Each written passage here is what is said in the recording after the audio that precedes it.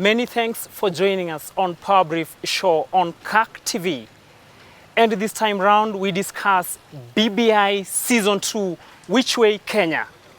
And going back to the chronology of events, how the BBI issue came up, how it began, where we are, and where the country is facing. After the 2017 general elections, after the violence, after all the complications that came as a result of the election, in the year 2018 on March, President Uhuru Kenyatta and former Prime Minister Raila Odinga called for a truce. And what followed afterwards was the Building Bridges initiative. According to the President and the former Prime Minister, the Building Bridges initiative was and is aimed at bringing together Kenyans and looking at matters that has been bedeviling this country, especially before, during, and after every general election. And tonight in our panel, we discuss BBI Season 2, what was achieved in Season 1, and what is likely to be achieved in Season 2. And why is it that even after going for Season 2, still there are so many things happening, despite the fact that politicians allied with different camps are speaking from different parts of their mouth. This time round, we have Mr. David Mwangi. Mr. David Mwangi is a political analyst and a youth leader from Laikipia County. We are also privileged to have Mr. Edgar Kosgei, who is a political analyst and an economist. Welcome on the show, gentlemen. On Powerbrief, welcome on the show. Thank you very much. And this time round, we say as it is. Kenyans want to know, what is BBI? There are those ones who are saying it is a constitution, those ones who are saying, I don't know what is it. So we want to see, when the president formed the task force committee to look into this matter for the first time, did it fail because Kenyans expected that after the report was released in the Bomas of Kenya, what was supposed to follow was the implementation of the report? Basically, to start with, let me go direct to the point. We find that when we talk about BBI in the first phase of BBI, it was supposed to address each and everything that Kenyan wanted. The Kenyan wanted more economic viability. They wanted an inclusive government. They wanted devolution to be much better. They wanted to be included in decision-making, kind of. They wanted technocrats to be in government, in the cabinet. But you find that the first BBI, according to me, it was a bit shallow. It did not cover wholeheartedly what the Kenyans were expecting. So you find that we needed something more deeper, something that would engage more Kenyans, engage them more deeply, and bring them something that has more information. Yes. Mr. Kosgei, did the first process fail? What is it that is coming again in Season 2? I usually say yes or no. Mine is usually a yes answer or a no answer, because sometimes I usually don't know how to explain things in deeply. Now, if you watched the launch of the BBI at Bomas of Kenya, there were dissenting voices. There were like, now that you have the document, go and read it, and then we will discuss about it again. So when people saw the BBI document, they were not satisfied. Raila's words himself, he wasn't satisfied about it. Joho is the heart of Raila, wasn't satisfied. And many other people, even Ledama or Lekina, they were like, this is not the real document. And let me tell you the truth, before even you go on, the BBI document should have had a prime minister who would be chosen from the parliament, an elected prime minister. That was not in there. What informed the change of the document into that lean Bible? Looks like a hymnal, by the way. It's so sweet to read. You know? What informed it? Who told them that we need that? Because we actually needed that. If the prime minister's position would have been put there, it was going to attract a lot of attention and war. There was going to be war from one of those three other camps on the other side. So in summary, you're admitting that the first phase failed. It was flawed. It was flawed, yes, and it failed. It failed. Now let's go into this matter, because every proponent of the BBI is talking of this is about Kenya. Yes. Raila has been very categorical and particular, and also the head of state. Have Kenyans been involved in all this process openly and genuinely, Mr. Mwangi? If we say about Kenyans, in the first phase, number one, Majority of the Kenyans, the citizens, the common mwananchi in Nyandarua, in Lodwar, deep down in Teso, have they been involved? the first phase we had, I think 7,000 participants who are being interviewed on BBI. And according to me, none of my friends was interviewed either. I didn't see the public participation. So for me, I can say maybe it was a private thing, I don't know. And that is according to me. And if the first phase we had that, that's what we're having right now, the majority, not understanding what really is in the BBI, not understanding why they were not involved in the process, and not even understanding the real goal of the BBI. And that's why right now we're in a mixed up situation whereby people are saying like it's a political war. It's changing daily. Each and every day BBI is a different entity, and some people will say outside there it's a cash cow. Some people will say it's a political, it has a political agenda, and that's why right now we're having all these. That's why we're having in Mombasa, we're having yesterday or today, we're having fights in the morning. Yet the BBI is supposed to bridge the same bridges. To build the bridges that are assumed were once broken. Now 7,000 out of 47 million Kenyans. Mathematically, you're still admitting that the first phase failed. Yes, I am. No, I'm not. Let me now break it down for you. 7,000 is a narrative which you were told at Bomas of Kenya. Basically, this document is about two people. President Uhuru Kenyatta and Raila Odinga, who shook hands one morning to the shock of the nation. Raila has how many people behind him? Millions. Uhuru has how many people? So it was about the people standing behind the leaders. The document is about those people. And if these people are representing us and they have agreed about the document, then the document is okay. So what is coming up is that what Baba has read, no one can... Yes. Now, but they are forgetting something. Wait, they are forgetting something. William Ruto has come in with his squad. Uhuru Kenyatta has his backs is split. There is a factor of William Ruto right now. But that time, 7,000 was a narrative to go and change it now to put the premiership. It was a narrative. But right now, You had something to say about it, that once Baba amesoma, once Ruto amesoma, once President Uhuru amesoma, deal done, home and dry. I have a problem with Kenyans who are educated. I have a problem with Kenyans who are not educated. Because like today in the morning, I was asking a few friends of mine who are graduates whether they know what the BBI involves. So I decided, let me ask even some of them whether they have the document. Majority of my friends even don't have the document. They are political analysts, they support Baba, they support Uhuru, they support Ruto. They don't even know what the document entails. Others are going to Mombasa. I asked them, you guys, what are you going to do for Mombasa? All they can tell me is, we are going to support Baba. We are going Over what? We are going to support Tanga Tanga. We are going to support the other side of Uhuru, that is Kieleweke. But they don't even know the content. That is my major problem. So by the time we are saying a majority of Kenyans, we have the same system, where when Baba says this, we follow. When Uhuru says this, we follow. When Ruto says this, we follow. We are not independent-minded. That is the biggest problem in this country. Now, before we come deep, this show, Kenyans have to know, even though in summary, what the BBI report contains. But there are those opinion shapers who hold the opinion that these things deviating the country from the pressing issues, the hard economic times, high unemployment rate, and so many things that are happening. Do you believe in that narrative that BBI is deviating Kenyans from the elephant in the room? I have read the BBI, I've analyzed it, and I have seen the fact that it is addressing economic issues. Focus on the process.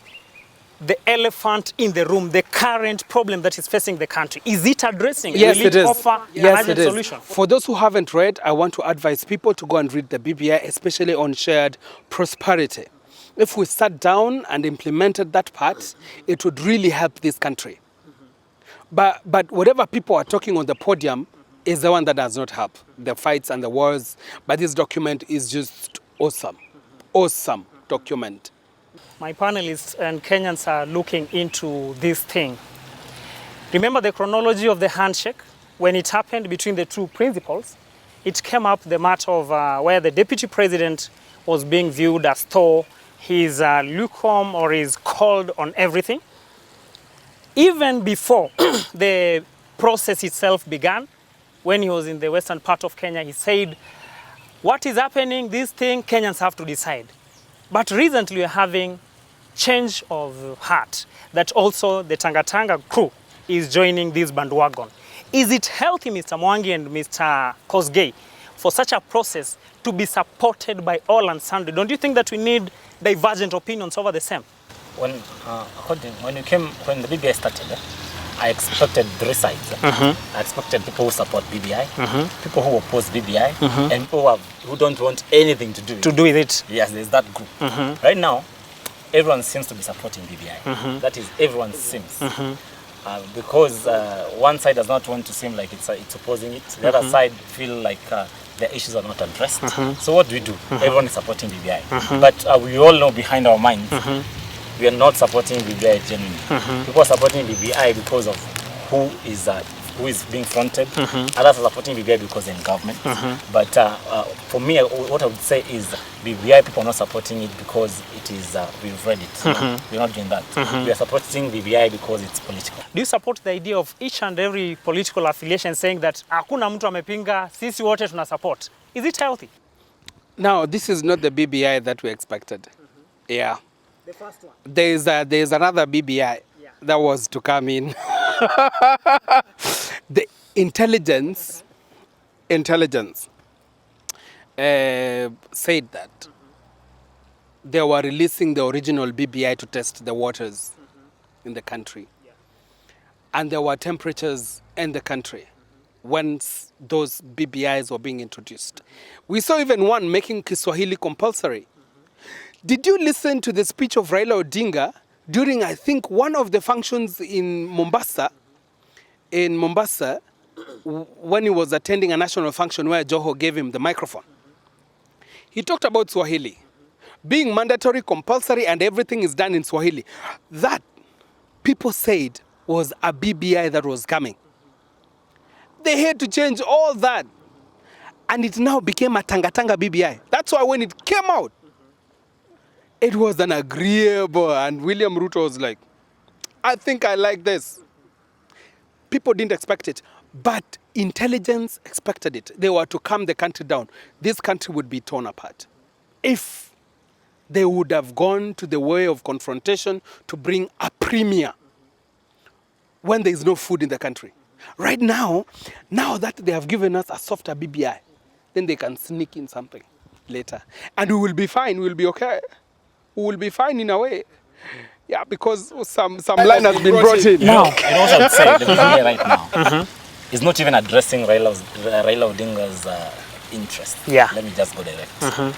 But one, he has to agree with it because of the political times and the political, the political development that has gone part in this country. You've come to something that we are coming there, where a number of Raila's opponents, I'll just want a yes or no from the two of you, are saying that this entire process is to redeem Raila Odinga's dwindling fortunes in politics.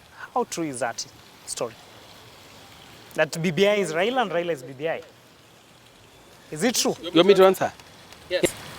Mwangi, is it true? It's true. Kind of true. Not very true. Because what I can say, Raila might think he's redeeming himself, but also the other camp is not sleeping. Each and every day there are new developments in this politics. The other day they are saying they're not joining the BBI. Today, tomorrow, again they are in the BBI. They are going there and they want to address. Yesterday I had the DP say, you know, we don't need to ask for permission to address. To attend the meetings and the sessions and all that. The other side, Joho is saying, you guys, if the deputy president does not apologize, I don't know to who and who, he will not be allowed, I don't know to do what. So for me, I don't know whether it will, it is still a game. It's coming to that. But looking at everything, Mr. Edgar, as we move forward, your projections, before we now go to tell Kenyans and every other outside person there, what is it that is in the document of the BBI? Do you see any probability of the Tanga and Kieleweke crew working together in this process? Well, my honest opinion, Ruto and Uhuru and Raila are immiscible. They can't mix. So their followers, Why can't they mix? because of political difference, because of political differences. These guys have been abusing each other for a very long time, Politically or personally? politically. And the ground is so charged, and their followers are so charged. They cannot stand in one podium. BBI is just BBI, and there are other bridges we have to build. When we are done with this one for Uhuru and Raila, which we have forgotten, we are building another one. Yeah. So BBI 3. you're prophesizing there is another 3 or even Yes, 4. yes. That's where we are going to do. And they will now wait for the storm to come down, and then they sneak in the prime minister position using a certain political rally, and they will say that people have said. Leave it there. Mr. Mwangi, can these camps work together? Kieleweke stroke ODM and Tanga crew. Can they work together? I was telling my friends the other day, Yeah. according to politics, there's no way you can have all those 3 camps work together. Because my issue is, who will be opposing what? We cannot have, we cannot all of us move sheepishly towards one direction. We are thinkers. Kenyans are thinkers. They want to be independent. There's no way we can have an idea of BBI being supported by all camps, regardless of what will happen. Because if BBI was supposed to be supported by all Kenyans, we had other reports like the TGRC and what. It was addressing justice in every part, like just like the BBI. So we're just having another new document that what I'll say, it's an interest of 2 people, whereby that person feels like himself is being humiliated. He's in position, but he's feeling he's left out.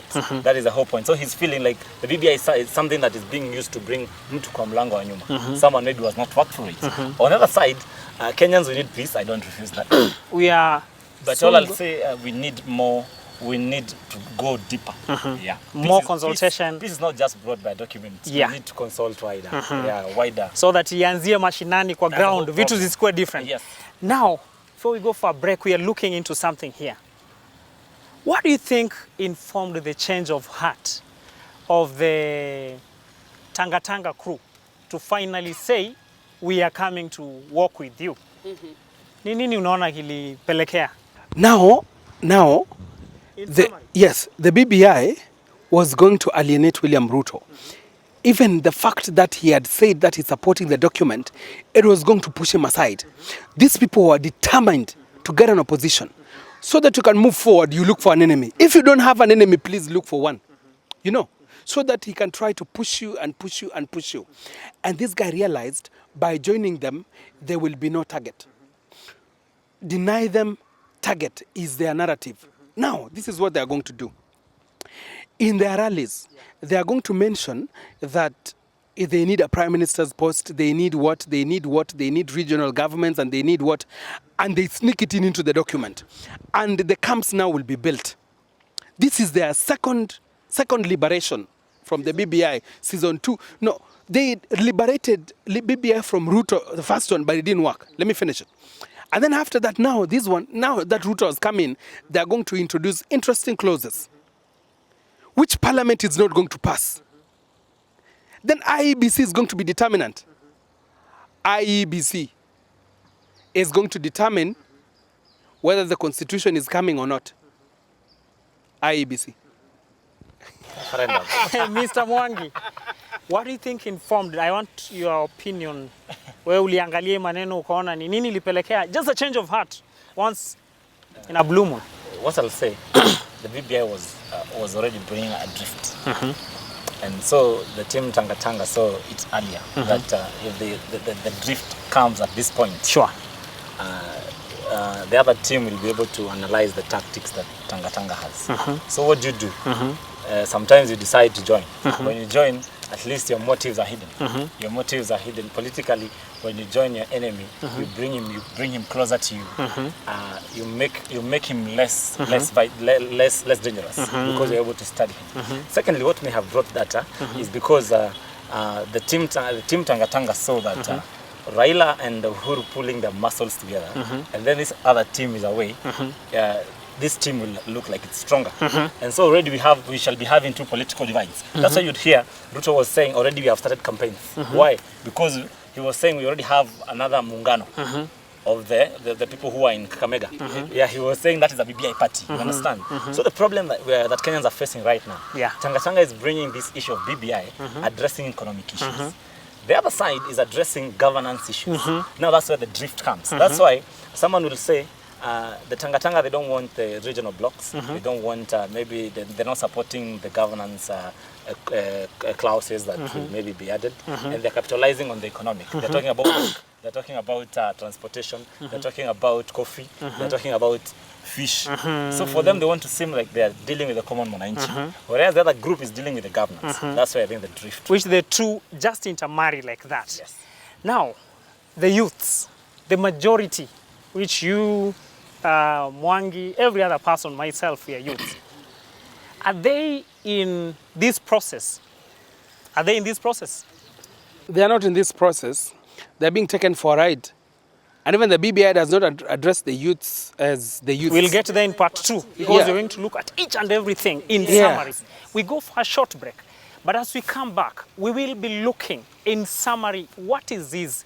The 6 chapters to 12 chapters of the BBI report.